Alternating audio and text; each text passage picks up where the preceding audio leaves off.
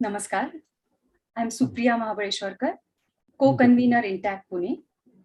I welcome you all on behalf of INTAC, the Indian National Trust for Art and Cultural Heritage, Maharashtra Vriksha Samvardhini, and BIF Development Research Foundation. It has become a beautiful ritual of sorts to log in every evening at this time to be with all of you here who are so interested in heritage, our traditional water systems. And today we come to the concluding session of this fantastic journey we had over the week. It's very nice to see such an overwhelming response from all of you who have been taking out time for the love of our traditional water systems.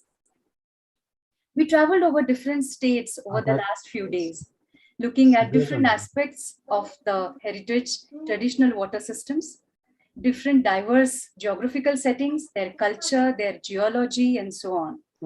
Everything Today, is open. as we come to the state of Maharashtra, I can't help but think of Kusumagraj, the Jnanapith awardee, the beloved Marathi poet. He writes in his poem, Grishmachi Chahul, about the advent of the hot summer season. He talks about a pushkarini, a step well in this poem. In fact, a drying step well. It goes like this. He kaya anamika arta pise, hura hura akarana vatatase. He kaya anamika arta pise, hura hura akarana vatatase. Sarela किंवा वसंत म्हणुनी सुकतील कुसुमाकुल पुष्करणी. सरेल किंवा वसंत म्हणुनी सुकतील कुसुमाकुल पुष्करणी. करपुनी जाईल अवघी धरणी, ती आच अगोदर भासत असे. अग्नीचा घट खांद्यावरती घेऊनी अग्नी पेरित भवती. ग्रीष्म निघाला येण्या जगती. चाहुल तयाची लागत असे, हे काय अनामिक आर्तपिसे. As the poet unfolds the range of emotions as the summer season comes with its blazing heat, drying up the leaves, the stepwells, and so on, I can't help but think of the drying stepwells as indicators of the impending climate crisis, the global warming the human beings are grappling with. With this thought, considering our traditional water systems as our warning bells, with this thought of trying to look for a solution for a better tomorrow from our traditional wisdom from the past, for a resilient present and a hopeful future. On occasion of World Water Week 2022, INTAC, Maharashtra Vriksha Samvardhini, and BIF Development Research Foundation are organizing this series of online talks. The series aims to create awareness about the importance of traditional water systems of India with a focus on stepwells.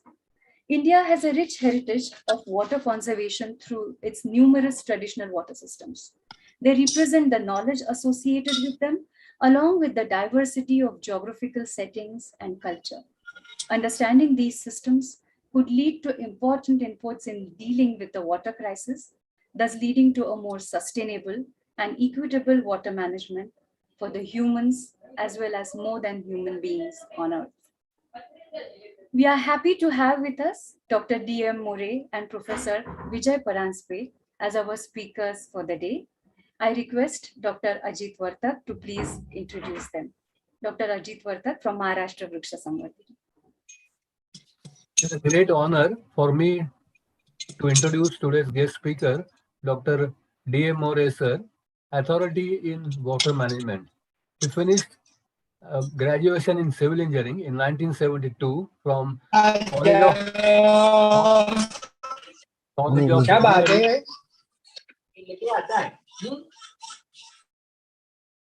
College of Engineering, Pune, with first rank and gold medal. Then he served in Water Resources Department of State of Maharashtra in various capacities. He was instrumental in drafting a perspective water plan for the state, that is Chitale Commission's report of 2,000 pages running in 5 volumes.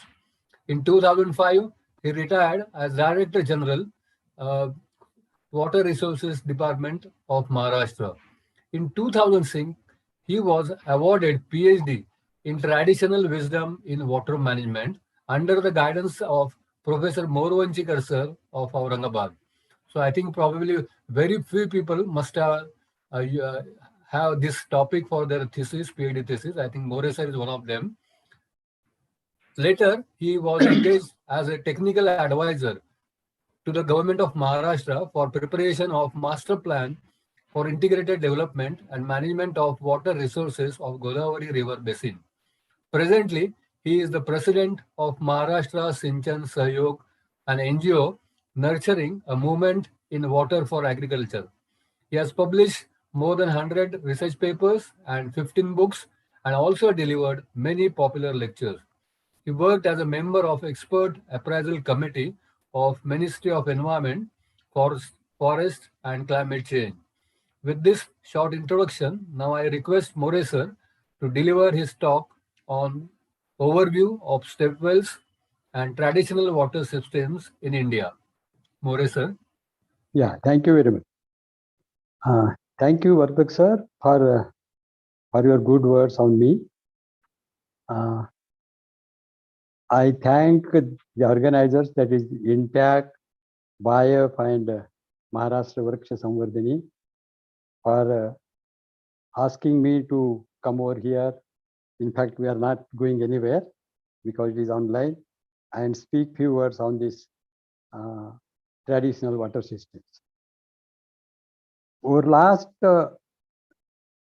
6 days or so, today is the 7th day, we have been listening to this step wells. I am grateful to this Kalpana Ramesh and Mr. Akash Karar, and the third one is Kote, because they are working on the ground. They wanted to renovate, they wanted to restore these step wells because the step wells are in a very damaged position, and they wanted to restore them. So this is a noble job, and I appreciate them, their working. Today, see, I'm not going to touch the step wells because over last 6 days we have been busy in listening about step wells only. Step well is one of the traditional systems of water management. We will deal with some social aspect and the equity aspect in in this management of this traditional water systems. Let me begin with the topic. India has a glorious past in respect of water resources, development and management. It is a land of tanks, lakes. Tanks are man-made and lakes are nature-made. Canals, wells, step wells, temple tanks, forts, diversion weirs, diversion canals, and so on. The total number of historical tanks and lakes exceed the figure of 1 million. One can witness innumerable such old tanks still functional over several parts of the country. I'm talking about the tanks prior to the independence of India. There were about 40,000 tanks in Wainganga Basin, that is Vidarbha, alone in Maharashtra. The third system of irrigation was in practice in Tapi Basin since Maurya's period, that is 3rd century BC. There is some disturbance. Yeah. Yeah. R. Chanakya was the mentor of Chandragupta Maurya. The system of irrigation was recognized across the globe as an ideal system of equitable water distribution in irrigation sector. The rainfall, that is the source of water, is unequal and non-uniform, but water distribution on field, that is on ground, was made equitable. The shortfall was also shared amongst all. It has a people-oriented management, and there was a democracy in irrigation. History tells us that democracy was born in Tapi Basin of Maharashtra far earlier to the 19th century. That was the a 3-minute speech of Abraham Lincoln. I think it was 1861 or so. But the democracy, we say that the democracy was born in 1861, but it is not the truth. It was born in Maharashtra, that is India, far earlier to this 1861. There are more than 100 FUD schemes still in operation, and same are managed with people's participation. The Grand Anicut. Now I am going to the another system, that Grand Anicut across river Kaveri in Tamil Nadu is the oldest functional irrigation system in the world. Its life is 2000 years. It was built in 1st century AD by the kings of Chola dynasty. It irrigates around 12 lakh acres of land from Kaveri Delta, even today. The canals around 32 in numbers, branching off from the Anicuts, serve dual purpose. During monsoon, they function as rivers to carry flood waters, and during post-monsoon period, they function as canals to irrigate the fields on the downstream. The Haridwar barrage across river Ganga was built by Sir Cotley during 1854 or so. It was the largest irrigation system across the world of those days. A river sluice called Ramadhara has been provided in the barrage to take care of the environmental flows in the downstream reaches of the river Ganga. There is a fish ladder too for the upward movement of fish. Sir Arthur Cotton developed the fertile delta lands of river Krishna and Godavari by diverting river water for irrigation during the early part of 20th century. The Rajahmundry barrage is across river Godavari, and Vijayawada barrage is across river Krishna. These diversion systems irrigate a vast terrain running in several lakhs of acres since more than a century or so. The left bank canal of the Krishna and the right bank canal of the Godavari, at the tail end, they meet each other. There is a level difference, but that difference is negotiated with the help of dog gates. A large network of barrages and canals was developed on mighty rivers of Tamraparni, Kaveri, Krishna, Godavari, Ravi, Shon, Yamuna, and so on across the country during the British era. A beautiful masonry dam by name Mettur, measuring exactly 1 mile, was built across river Kaveri at the border of Karnataka and Tamil Nadu, with a view to stabilize the rice cultivation in downstream reaches of Kaveri Basin. The concept of a tank, that is a village tank for a village, was practiced in almost all villages during the historical period. Such water bodies supported the drinking water requirement fully in all the rural areas because the tanks were acting as a recharging devices.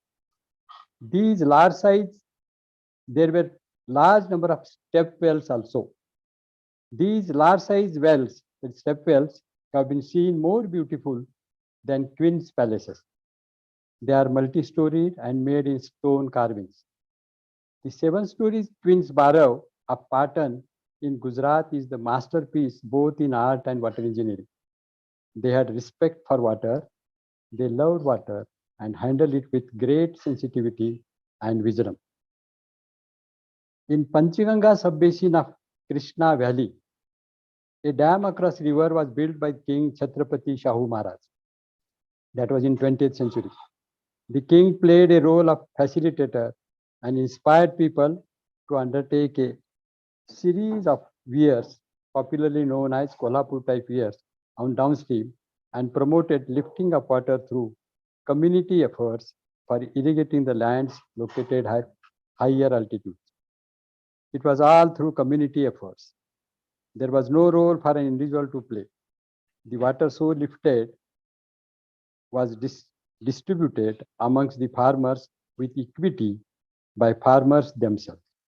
The practice of cooperative irrigation is still in vogue, but the lifting is accomplished through electric power.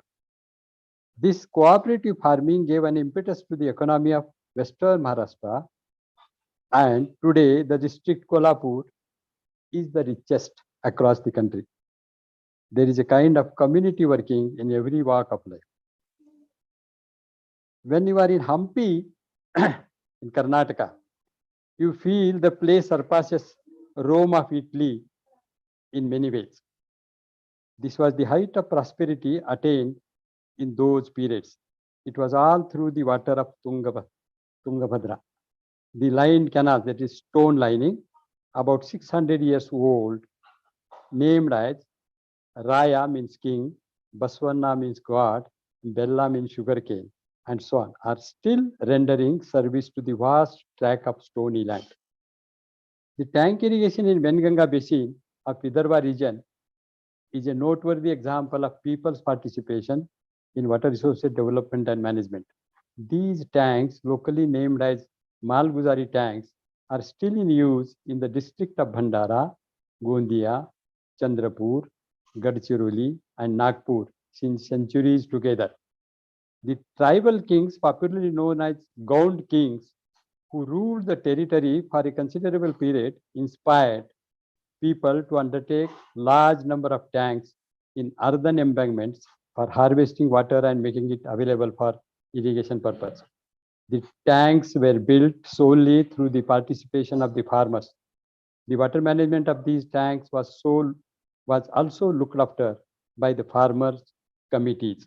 The number of such tanks built during those periods exceeded 20,000 or so.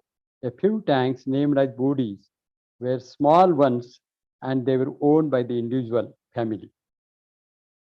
The tanks were constructed in series, one below other. They did not have well-defined conventional surplusing water management, that is the spillway. In the the location of the dam line was fixed in such a way that surplus water could easily find way either through flanks or through a saddle. The absence of rigid weir, that is a spillway, enabled the fish to move in the upward direction without the fish ladder.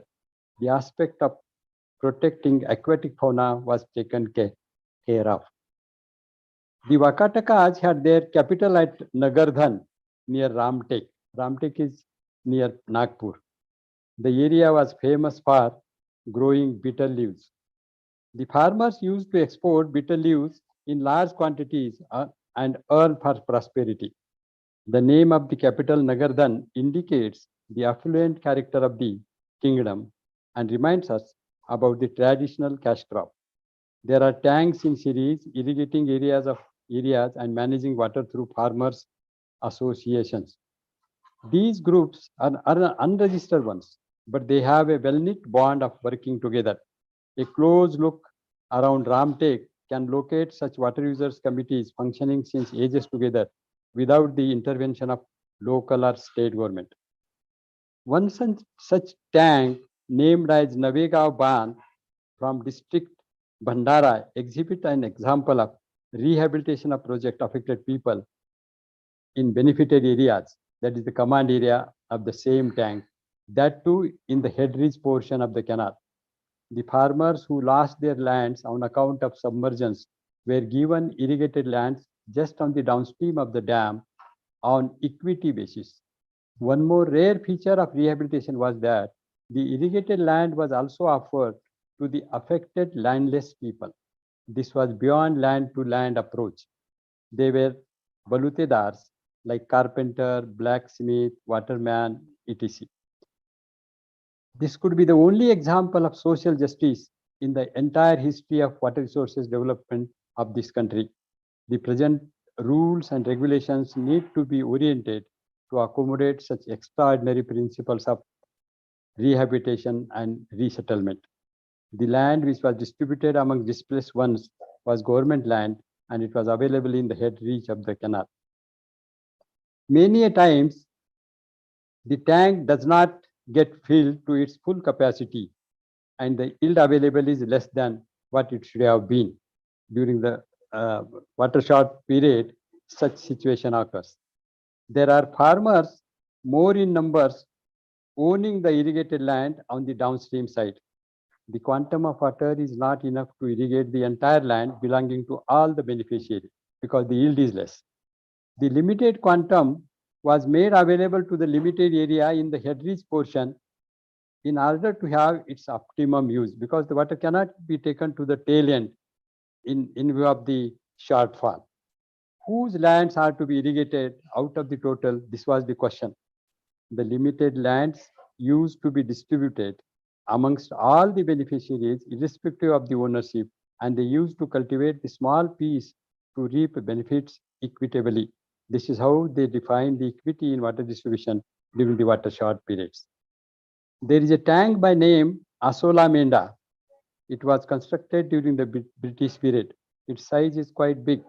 Here one could see that the displaced have been provided irrigation facilities by constructing small tanks in the relocated areas. In other words, the irrigation facilities have been offered to the displaced people also. These two examples, one is of Navega Bandh and other one is of Asola Menda, give a message to the society of today. Such just actions need to be replicated to minimize the opposition for building large water bodies and give justice to the have-nots.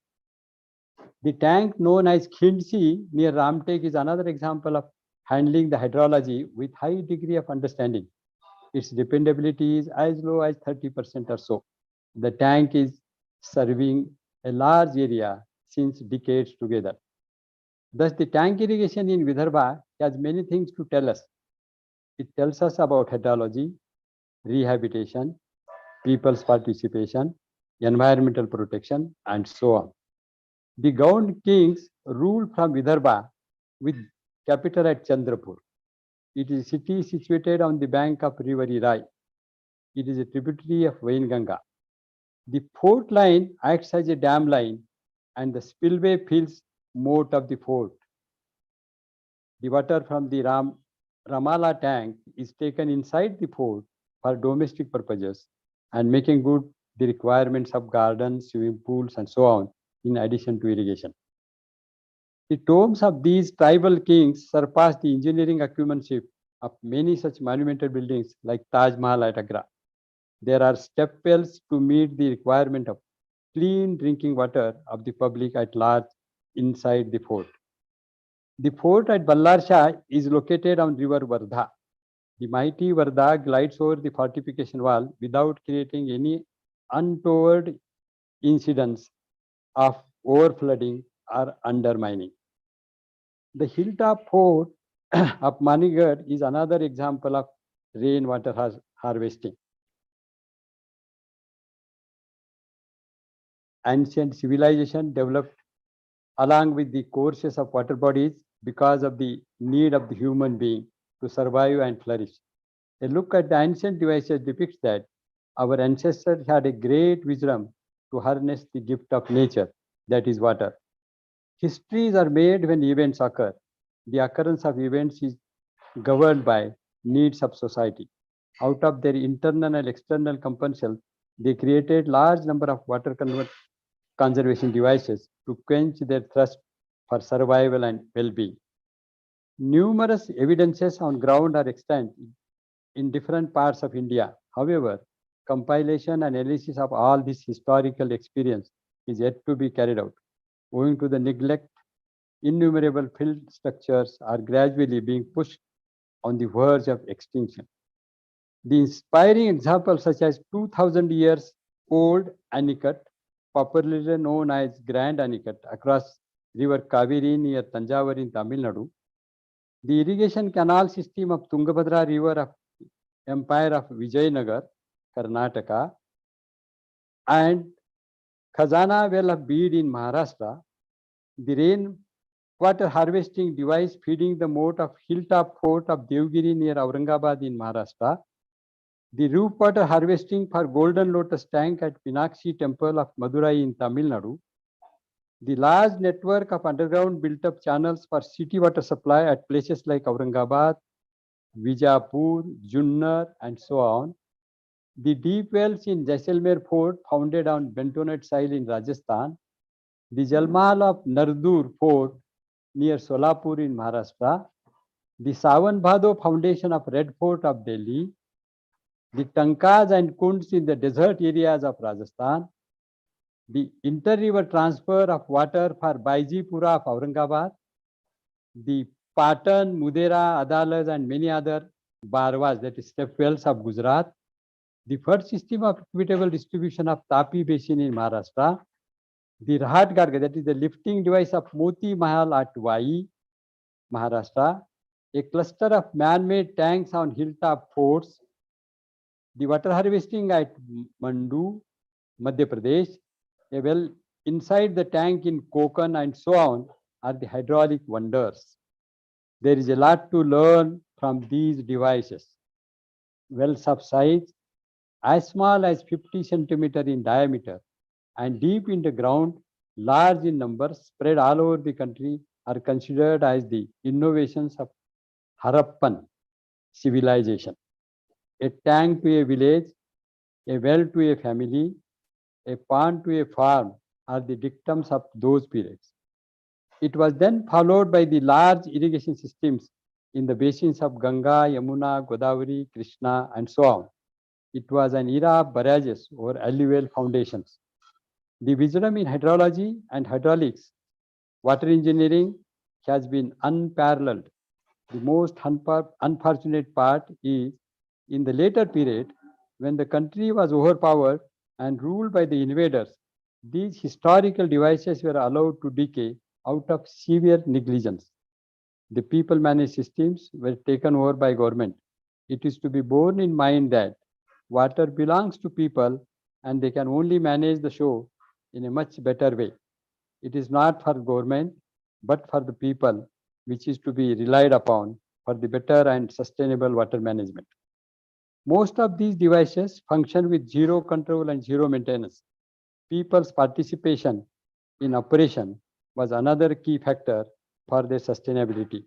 A few of these historical systems can be operationalized with minimum cost. There is thus a need to assimilate the traditional wisdom and make use of it. It will be a great service to the human. Gentlemen, we can learn few things from these observations. I have listed them. See, but few of them could be described. Yeah. The base of rural water supply was odd in the olden days. Nowadays, we are trying to take a tap in every village or in every family. That is a small well, and that of groundwater was recharging through tanks. Urban water supply schemes were based on zero control and zero maintenance.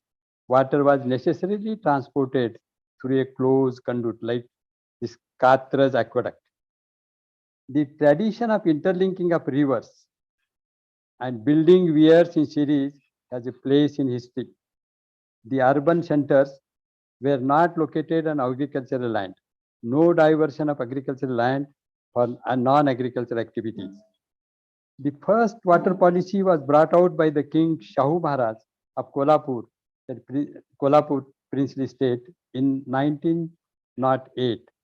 The first privatization of water was done in Maharashtra, that is westward diversion for Tata. The concept of public-private partnership was practiced right in the early part of 20th century. The first project on sewage treatment and its reuse for irrigation was commissioned near Pune in 1929 or so. World's oldest, that is more than 2000 years, and still functional with dual purpose canal system. That means the canal during the post-monsoon period, they function as canals, and during the monsoon period, they carry the flood waters. And this system is on Kaveri basin, that is Kaveri and Anikat. World's largest reservoir, it is the Bhoj tank, it's a Bhoj Talab. World's most beautiful temple with roof water harvesting is the Meenakshi temple of Madurai. Yeah. The most ideal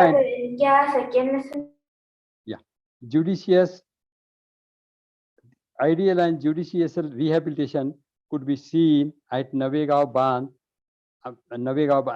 and Asolamenda from Vidarbha region. No recharge, no well was the dictum. Nowadays, we never bother for the recharge. We go for the bore wells everywhere, wherever we feel to take.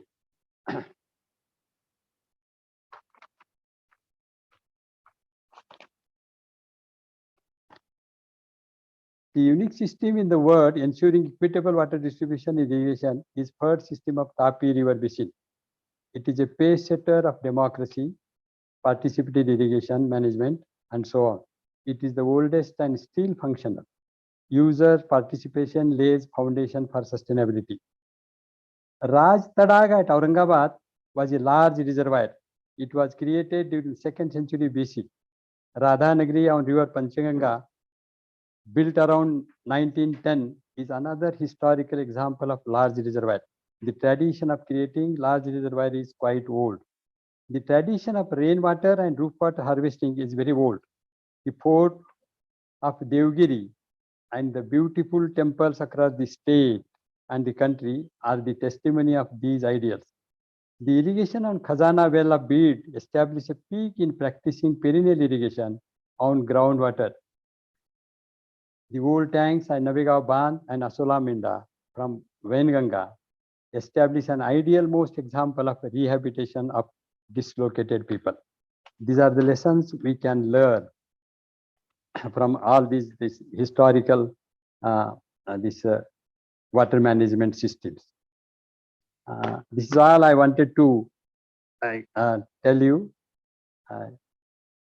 If there are any questions, or we will discuss them in detail also. Thank you very much.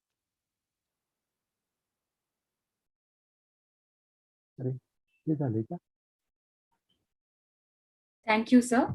Yeah. Thank you so much on the insightful talk, explaining us the range of traditional wisdom available where we can learn from. So the forum is open for a few questions for now. Yeah. You may type your questions in the chat box and we will read out them to sir.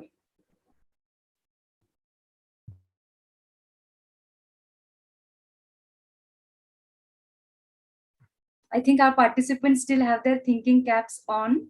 Let's wait for a few questions to come up. Yeah. Yes, there is one question from Vishnu Suresh. Hi, sir. Really insightful talk. Would you kindly expand upon the river diversion of Krishna and Godavari in the early 19th century by British? Which river systems were generated or created because of this? See, there is a barrage on Krishna that is called Vijayawada barrage, and there is a barrage on Godavari that is called Rajahmundry barrage. The canal system is spread over the delta area on the downstream side, and see, I think it was commissioned in 19th century or so, and since then those systems are, of course, in between period they were renovated, they were restored, and the people are benefited. Yeah. Even now also we can go over there and have a look at those schemes. Yeah. Yes, sir. If we don't have any questions right away, should we move on to the next session? And maybe we will take some more questions after the second session. Yeah. Sometimes the questions come up later also as people give the information a thought that they have received. Yeah. We will discuss later. Dr. Vartak sir, may I request you to please introduce Professor Vijay Paranspe, our second speaker of the day. Today, we are really fortunate to have Professor Vijay Paranspe sir, eminent environmentalist, for this closing remarks session. Professor Paranspe is an economist by academic profession. He is expert in environment with reference to rivers, water, culture. He is also expert in environment with reference to river and water and culture. He has published many research papers, authored 5 books, and he was editor for 3 books with various aspects of river valleys, dams, etc. In 1989, along with Medha Patkar, he was invited to depose before the Senate, United States. This report was published later on as a publication of Congress committee. In 2015 to 17, he was a member of Government of Maharashtra, Rajya Jala Arakhada Committee for the 5 river basins, including Godavari. In 2011 to 15, again, he was prepared River Wainganga River Basin Plan. Presently, he is editor of volume on water of environmental traditional history of India by the Indian Council of Historical Research, that is ICHR. He has devoted his time for dams, river valleys, water resources, and river basin management, and has walked along most of the important rivers of India. He is a part of Intact Pune's advisory committee. He is founder of Gomukh Trust and also been associated with a number of organizations like Gangotri, EcoNet, World Wildlife Fund, Niri, Nagpur. With this short introduction, now I request Professor Vijay Paranspe to give his closing remarks on this World Water Week 2022. Thank you, sir. Thank you very much, Dr. Vartak. Now, we are coming to the end of our week's sessions, 8 of them in a row, and all the participants have been, I'm sure, overwhelmed with the kind of information that is available on the traditional water wisdom, on the structures that we have, and on the hydrology and the technology that was available in ancient times. I have not been asked to make a presentation which is independent of what has already been said. I've been only asked to, and which is what I'm going to do, is to make a few remarks, make some closing comments, and probably some suggestions about how we can take all this forward. It's now quite clear that India as a whole, as a comprehensive subcontinent, has a large number of techniques or devices, as Dr. More has just mentioned, which respond to the needs of various ecosystems, various geographic zones in the country, and which are able to satisfy the human demands and requirements at the same time. So there is no dearth of either technology or of experiences of traditional water systems. I do not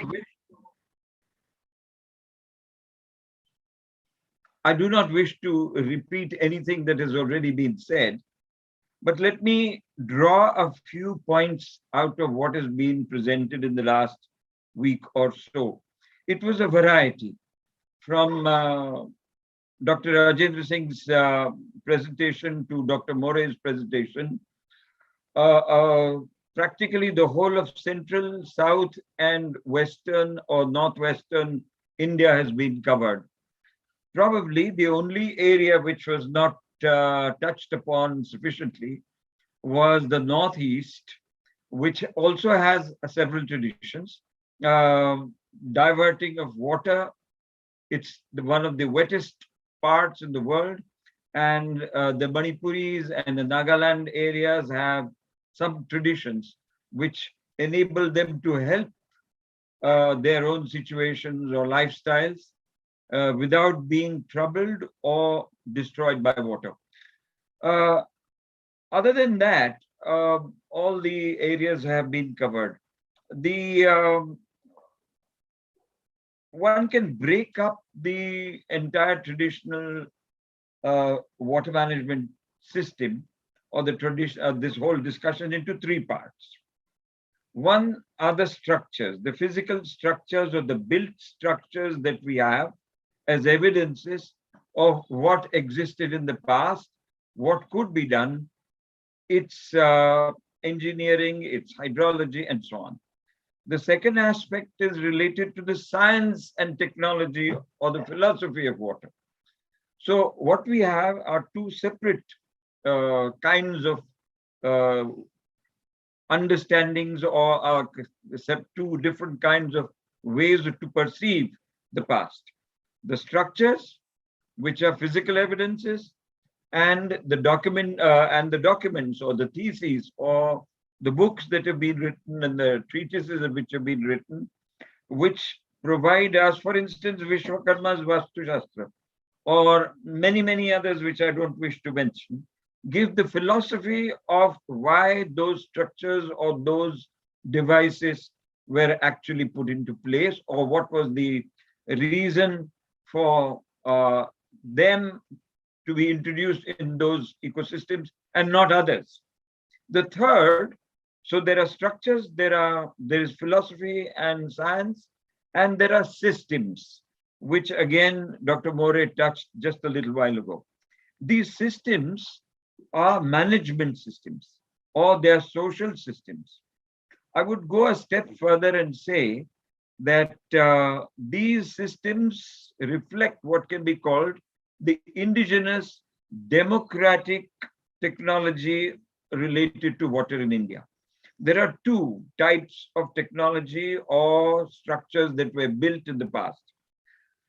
One type was the imperial system. For instance, he mentioned, or others have mentioned, the Grand Danicut, or the Yamuna canals and the other canals which have been mentioned. These were commissioned by the emperor or the kings of those times, and were operated partly by the system, which was an imperial system in a way. And there was a whole range of other techniques or devices developed, which were very indigenous and democratic, in the sense that they were useful for the local areas, and they were responses to the environmental peculiarities of those regions. This can be called environmental determinism as well, which means that you have a set of circumstances for which a specific device or a specific technique is developed or thought of by the local community.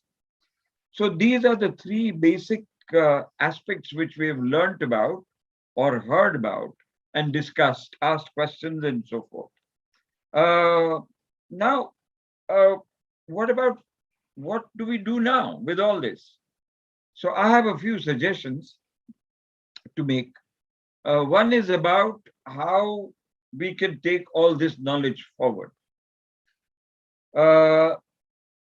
As per my knowledge, most of this has not been documented at a single centralized location or a place. So the first thing we need to do is to centralize or collate or aggregate all this information, not through universities and so on. They already exist, and many of the scholars have also shared that kind of information with us. What we need to do is to aggregate it or centralize it at the administrative or legislative level. So unless we have an agency, for example, the Archaeological Survey of India. Now, this is one agency which is not involved in actually constructing, building, or operating any system. So it is patently suited to be the nodal agency for collecting and inventorizing all this information that we've spoken about in the last 8 days or so. The reason for this is that many have lamented the possibility or the fact that much of this information is being lost. Either the structures are getting dilapidated and disappearing because they have been overrun by urban areas or urban settlements or industries, or because they've gone out of use. Whatever the reason, unless we are able to document all them seriously and correctly, we will not have them for posterity or future. So that is one thing. This inventorization is not just a list of structures, but its engineering, its technology, its science, and the social system which enabled us to manage and operationalize it. All this needs to be documented and all this needs to be recorded. The second point I would like to mention is about giving it a legal standing. At the moment, there is no legal status that has been given to any of the traditional structures that we have. There is no law or there is no act which enables us to either spend money on it or allocate resources, financial resources, either at the national level or at the state level. So if we want to take this knowledge, which may be either from the imperial lineage or history, or from the democratic history, whichever it is, it needs to be brought under some law. This includes additional things like inscriptions. For example, each one of these devices or traditional systems have inscriptions either in copper or in stone. All these also need to be listed, recorded, and kept for posterity. Updating information continuously is an exercise which needs a lot of finances, and there has to be a system which enables us to do that. In addition, there could be, as we have for many other subjects which are important for the country, a gazetteer, a special gazetteer, which would record and place authentically after having vetted it and after having certified or ensured that the facts and the science is correct and clear, put it into a form of a permanent document or a gazetteer, which can again be used for posterity. Now, these are the different ways in which conservation of protection and conservation can be done. Many suggestions have come through in the last 8 days where we need to revive the local techniques, not through mere replication, but helping people, local people, to operate them in addition to the government systems or any other system which may be under operation. So enabling people to manage their own systems with their tank management committee, for example, or a borough management committee, for example. All these these are not there anymore. At the moment, they are just used as places where people can visit or people can go and pay their respects or whatever. But that is not enough. Let me come now to the last part of my suggestions, which is the future. I am totally convinced that with climate change, there are going to be 3 major things that will happen, which have never happened in the past. Increase in the number of floods, an enormous increase in the number of floods, because the average rainfalls are increasing dramatically. This will cause, and has already started, for instance, the floods on the Indus and in Pakistan are an indication of the climate change impact, which we had never expected so soon. We have China on the other side. So we have Pakistan and China, 2 large river systems which are experiencing climate change impacts. And it is not very far a time when we will probably experience the same in India as well, both on Ganga and on the peninsular rivers as well. So one is the increase in the average rainfall that the IMD or the Meteorological Department is predicting, and the IPCC is also predicting for the next 30 years. If we have this increase on the one hand, then, and we have the normal rains, of course, the present system of flood management will not be sufficient. From what I've heard in the last 8 days, Flood management is one area where our traditional systems do not provide us very many solutions. Frankly speaking, the traditional communities had only one way of dealing with floods. Get away from them. Do not interfere with the floods. Do not block the floods. Keep away from them.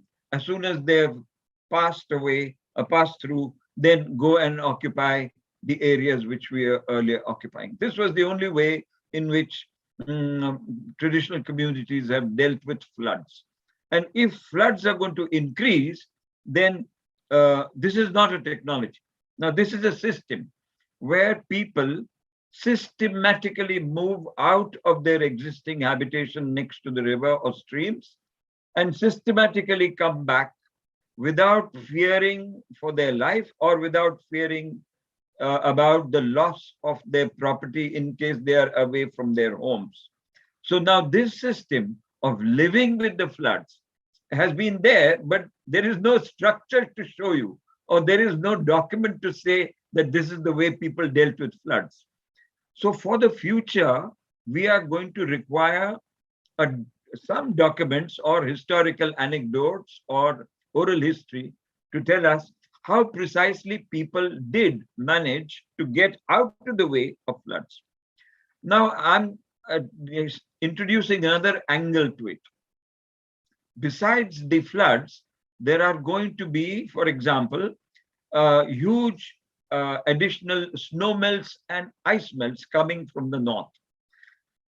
The third pole, as it's called, or the whole of Hindu Kush Himalaya, is melting, and it's melting rapidly. In the next 30 years, maybe 30 to 40% of it may get melted. This is a huge, enormous amount of additional water that will come to our rivers. So melting of glaciers and melting of the Hindu Kush Himalaya is going to add to the problems that we'll have due to climate change in the next 30 years. Are we going to be able to use any of the traditional ways or techniques for dealing with this kind of climate change impact? In my opinion, we shouldn't look answers for that, but we should allow our own communities to respond, create enabling situations where they are able to respond. Now, magnitudes which are unknown to us now at the moment or in the past 100, 200 years are magnitudes of the kind which we will need to face when the floods increase. The second point is related to the climate, to the temperature. Now, this temperature and climate may start impacting on even the traditional structures which we have today. So how do we take the knowledge we had in the past of being resilient to disasters, resilient to change, resilient to impacts which were largely geographic or environmental? And this is the challenge that we have. In order to face that challenge, we need to have a clearer and better understanding of not only what exists in the past, but the technology which we will need to develop in the future. So we need to do what I would call contemporization of the traditional technology, contemporization of the administrative systems. For instance, disaster management systems. These are also community-based. They are not only managed by the NDRF or SDRF, which comes at the time when the disaster actually happens. Disaster, avoiding disaster, anticipating disaster, informing the communities, and then allowing the communities to respond in a manner where state intervention is not always necessary, is what we will need to do in the next 25 to 30 years. I know that I have digressed a little bit from this, from the traditional devices or systems. It is all very well for me because I have been involved in this exercise for at least 25 years now. I would recommend to you an effort which was made 25 years ago, starting in 1997 and then ending in 1998. The book was called Traditional Water Management Systems of India, which, can you show the cover of the book, if you can? There are two things which happened at that time. One was that there were almost 150 authors who came and participated in 4 conferences which were entirely on traditional water management systems in India. And this was organized under the aegis of the Indira Gandhi Rashtriya Manav Sangrahalaya at Bhopal. And the effort was to bring all this information together. This was a very small effort. This needs to be broadened. I'm a little saddened to state that since then, that is since 1997 up to now, we have really done very little to take that information forward in terms of either expanding it, creating a larger awareness about it, or converting it into a law, or converting it into some practices. We have not done too much. In fact, it shouldn't happen that after 75 years, first it was after 50 years, now it's 75 years since independence, and we are still describing exactly what we described 50 years ago. So that is not going to help us. We need to take this ball rolling forward so that we are able to take on the challenges of future. History always gives us lessons, but if we do not learn from those lessons, then we keep making the same mistakes again and again. I would like to end by just mentioning that for all those who will now take on the responsibility of adding to this knowledge, a very comprehensive history of water management and hydraulic technology in India was written by M.S. Mati at the Deccan College. That and all the other references that we have together, along with the traditional water management systems of India presented by the Indira Gandhi Rashtriya Manav Sangrahalaya, all this information needs now to be encapsulated and recorded for the future. If any kind of emergent problems arise, then we still have a throwback or a kind of kind of an opportunity where we can dip into the past and get whatever information or lessons we want for solving the problems of the future. I would like to thank the organizers, INTAC and Supriya Gotuskar, for giving me the opportunity of making the last few remarks, where I've tried to put briefly the things we need to do for at least the next 30 years to come. Thank you very much. If there are any questions, I'll be happy to answer. Thank you, sir. It was indeed enlightening to know that we can apply some of this traditional wisdom for the impending problems of climate crisis and global warming. Thank you so much. We'll wait for a couple of minutes for people to type in their questions. I request the audience to please type your questions for both the speakers today. And the speakers may choose either of you to answer them depending on the question. Till we have questions coming from the audience, sir, I have a question for you, Pranspe sir. Since you mentioned this compilation of work and possible way ahead for traditional water management practices a couple of years ago, what difference do you see in the conditions, in the receptivity of the government as well as the local communities? as per the suggestions that were given that time? A very good question, but I have a rather, unpleasant reply. Things haven't changed.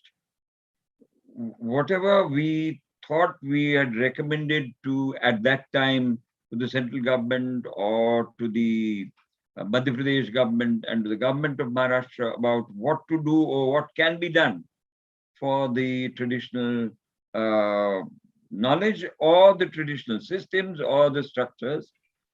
Practically nothing has got done since then. And we are, so I would say that the fault lies with us.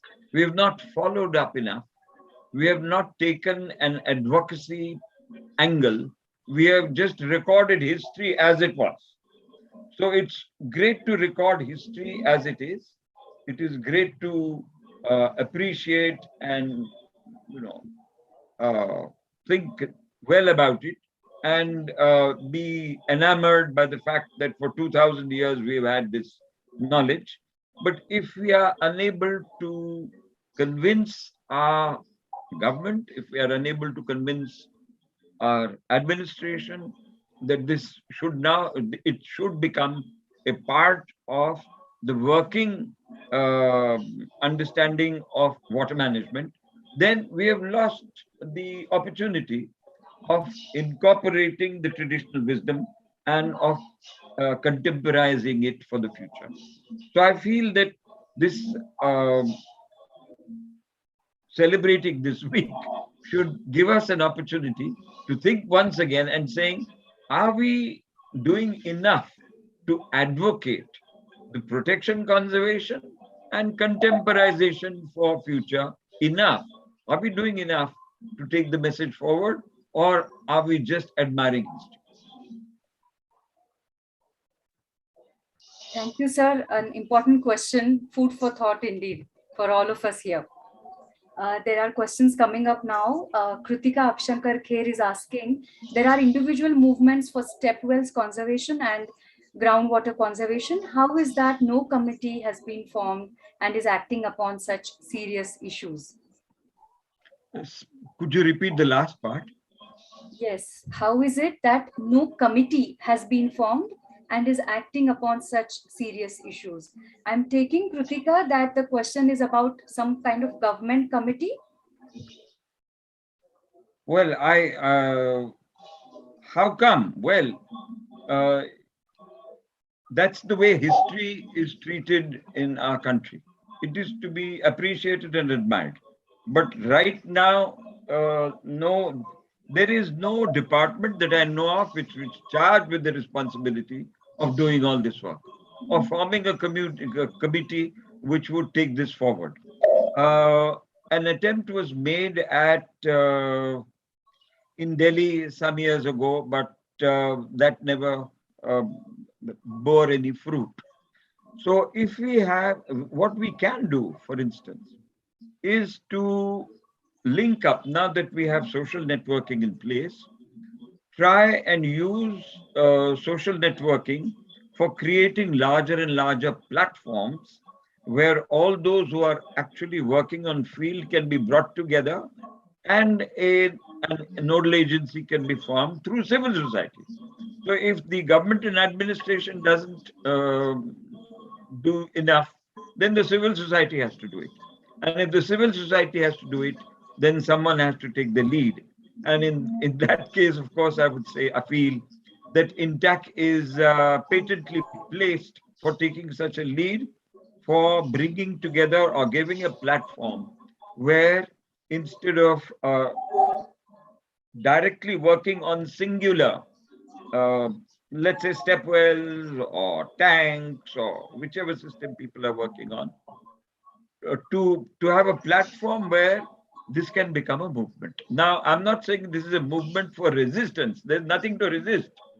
It's a creative, proactive movement. It's usually when people talk of movement, it is either against something or it is protesting something and so on, and then you can get a lot of people.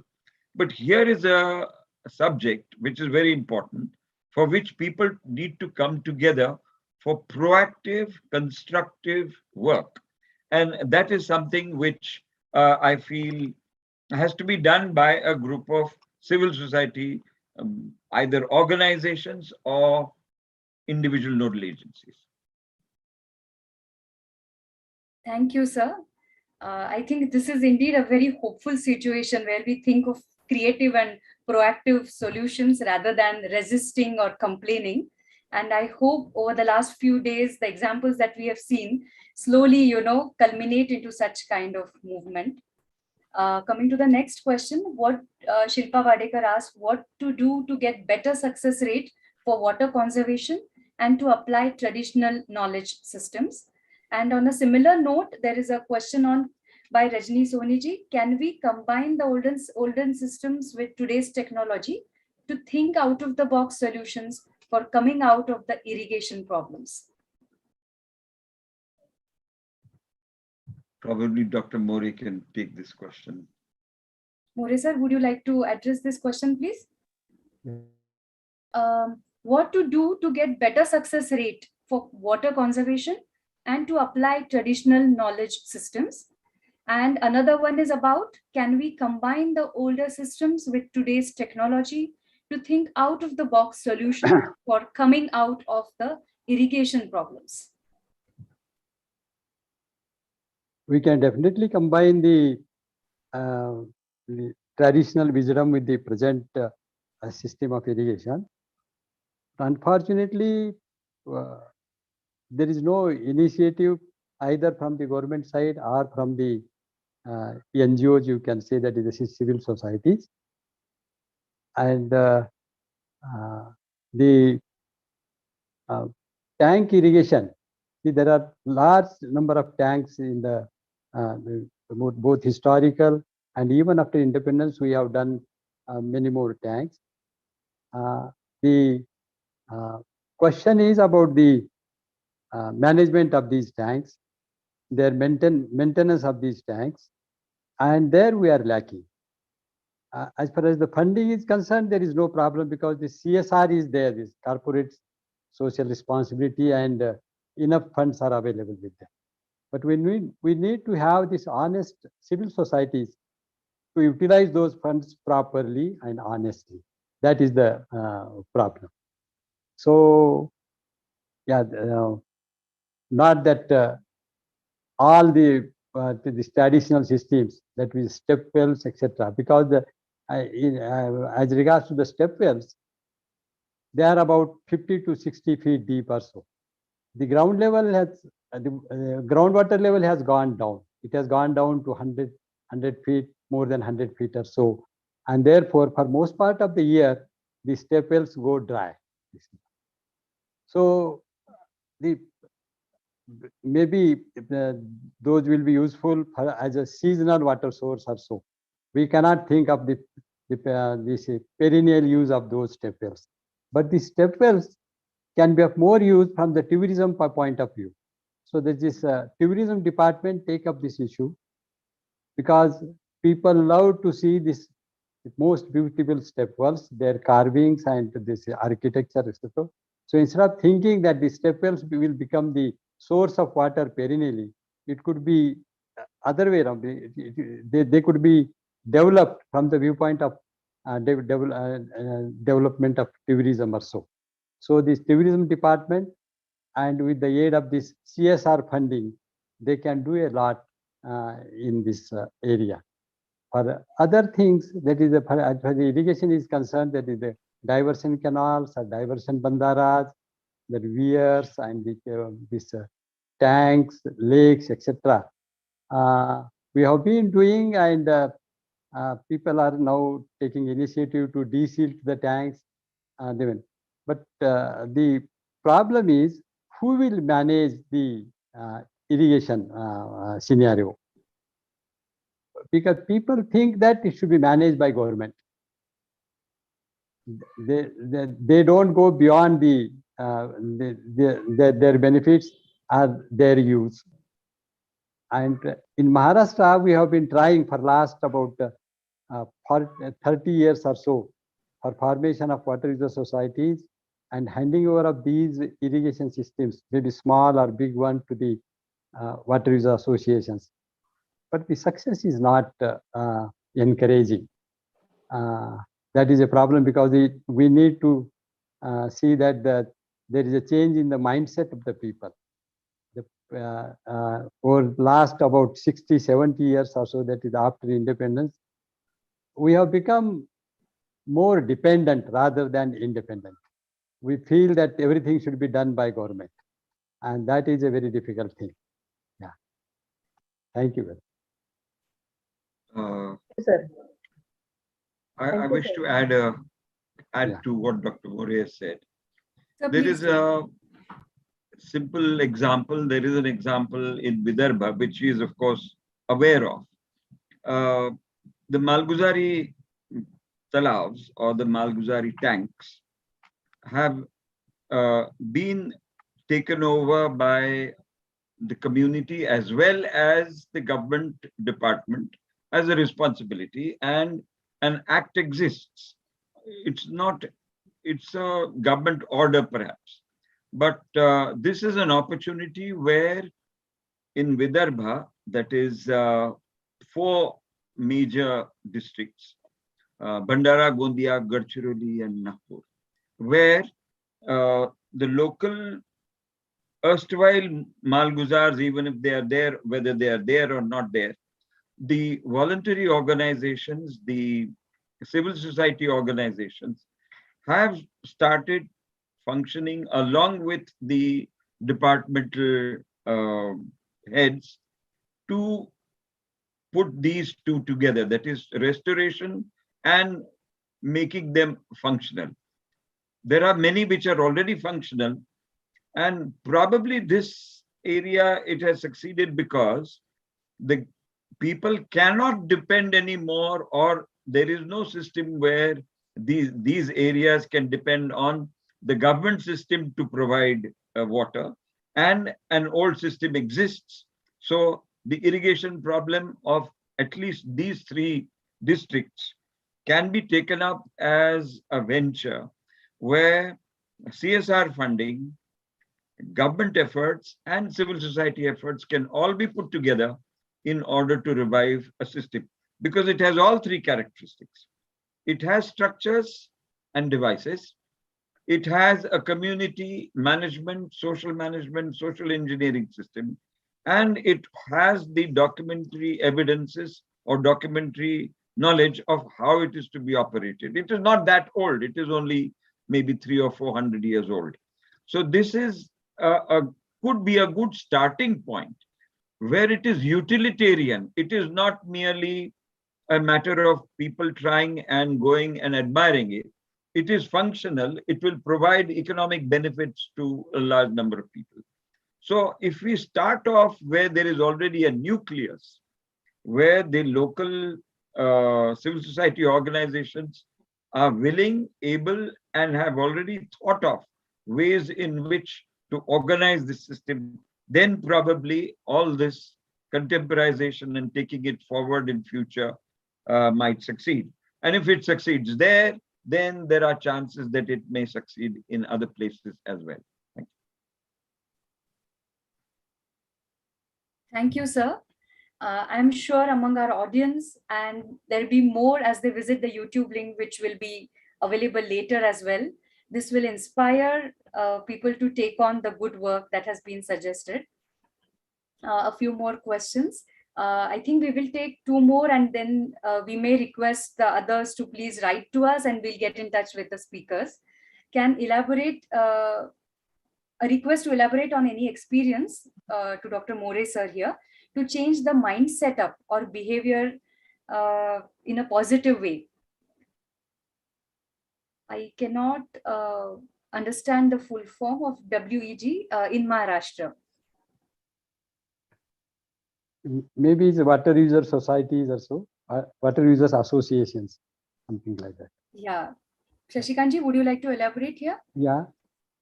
It is about basically the question is Yes. about a change Yes, in mindset. my question is, I am working with BIF. We are appreciate the experience. And question is a successful model of water user group, a water user group association, because government and CSR, lot of works are work with NGO. But sustainability point is very challenges these things. As we are fighting to the sustainability and maintenance. I am expecting, More sir, can we have any model, ideal example to continue this in Maharashtra? Water User Association is a good example for water management system. We claim that we means we Maharashtrian people, the government of Maharashtra and this issue. So we claim that we are the pioneers in implementing the new laws, that is the handing over of the irrigation management to the water users associations and so on. We try to decorate ourselves. In other part of the country, leaving this Maharashtra, so nowhere this, at least which I know, that this has not become successful. This government is trying, these civil societies are also trying. In our state also we have been trying.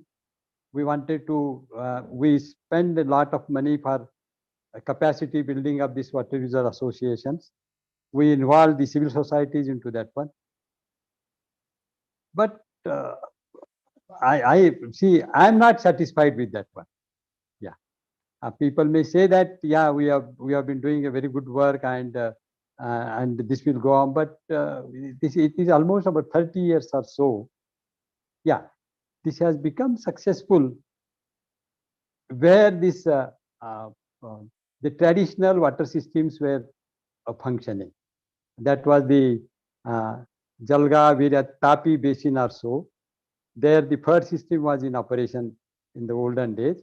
Even now also we can have this FERD system at few places.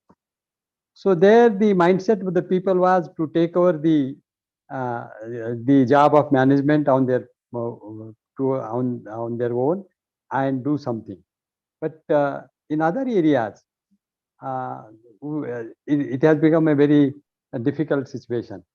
Dr. Paranjape explained about the Vidarbha side also. Yeah, there also, because it has got some history and the mindset of the people was to take over the schemes and do something better for their management.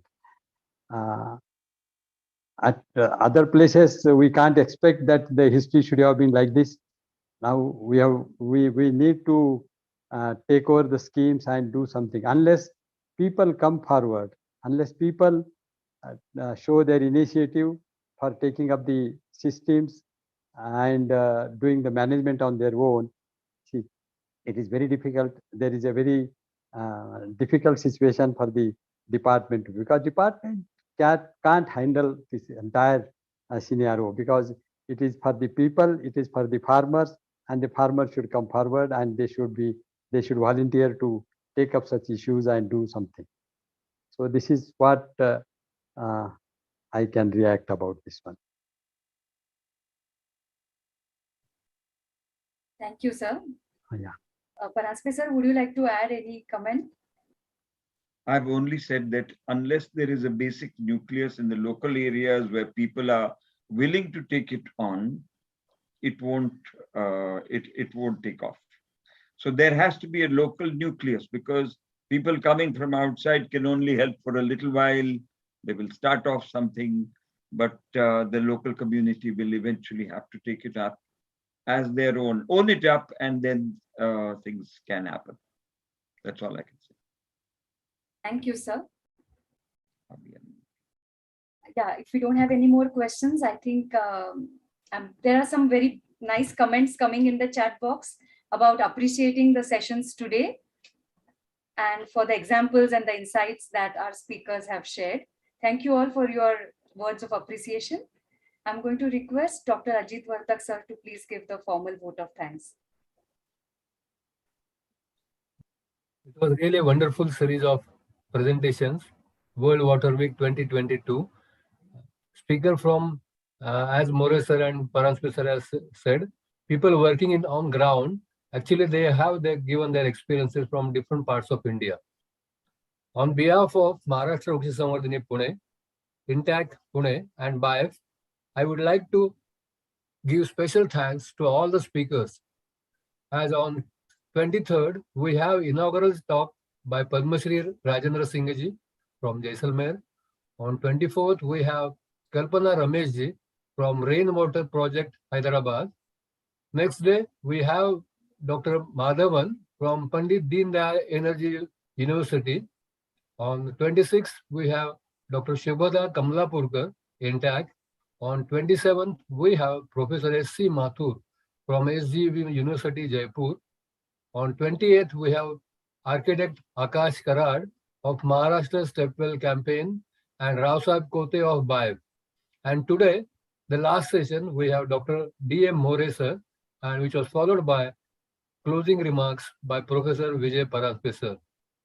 Our special thanks are also to Mr. Manu Bhatnagar, Principal Director, Natural Heritage Division, INTAC, Mr. Kakade sir, President BIF, Mr. Soni sir, ex-President BIF, and Kaustubh Mulgal of Emblem, and also all the team members of Maharashtra Vriksha Samvardhini Pune, INTAC, BIF for their constant support. We are also thankful to the audience, as no program can be a success without them. Thank you all once again for joining hand in this World Water Week 2022 and giving overwhelming responses. All the recorded lectures in this World Water Week 2022 will be available on our YouTube channel, Mission Devrai. We will conclude this evening session and also World Water Week 2022 similar series of talks during World Water Week 2023. We may organize next year also. Thank you.